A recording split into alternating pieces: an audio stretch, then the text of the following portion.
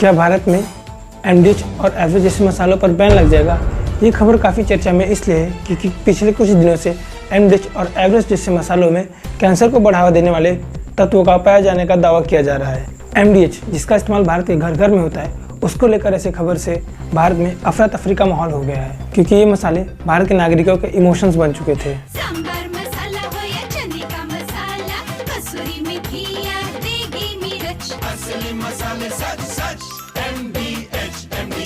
ये ऐड आपने पहले कई बार देखे होंगे। इसमें जो बुजुर्ग दिखाई दे रहे हैं वो एमडीएच के फाउंडर है, जिनका नाम महाशय धर्मपाल गुलाटी जी है, जिन्होंने अपनी मेहनत और लगन के साथ इस कंपनी का नाम इंडिया और काफ़ी अन्य देशों में भी बनाया है। इस मसाले का नाम लेने से कुछ याद आए ना आए, लेकिन महाशय जी का चेहरा सबसे पहले याद आता है। हाल ही में चल रही कुछ रिपोर्ट्स के अनुसार एमडीएच के 3 और एवरेस्ट के 1 मसाला प्रोडक्ट में कैंसर जनित तत्वों का पाए जाने का दावा किया जा रहा है। खबर कुछ ऐसी है कि सिंगापुर और हांगकांग ने एमडीएच के मिक्स मसाला जैसे कि मद्रास करी पाउडर, सांबर मसाला पाउडर, करी पाउडर और एवरेस्ट के फिश करी मसाला में इथाइलिन ऑक्साइड पाने की वजह से उनके देशों में बैन किया गया है। तो इथाइलिन ऑक्साइड होता क्या है, पहले इसे विस्तार से चर्चा कर लेते हैं। इथाइलिन ऑक्साइड का उपयोग पहले हेल्थ केयर, फूड प्रोसेसिंग, कृषि विभाग और पैकेजिंग में होता था।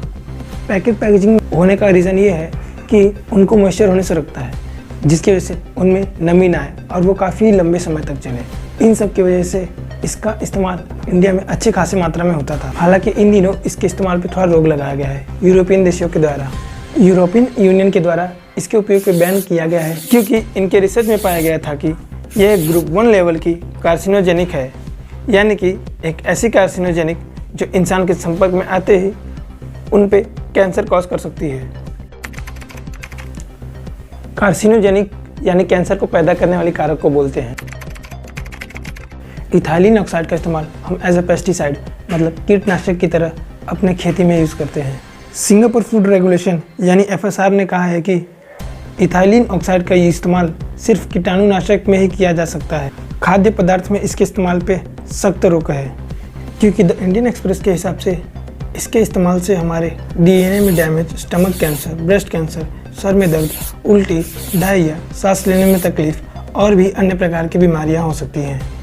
और यही नहीं, यूएस नेशनल कैंसर इंस्टीट्यूट ने यह तक दावा कर दिया है कि इसके ज़्यादा संपर्क में आने से हमें लिम्फोमा और ल्यूकेमिया जैसी भयानक बीमारी तक हो सकती है। इन सब के चलते इंडियन सरकार ने बहुत सख्त कदम उठाए हैं।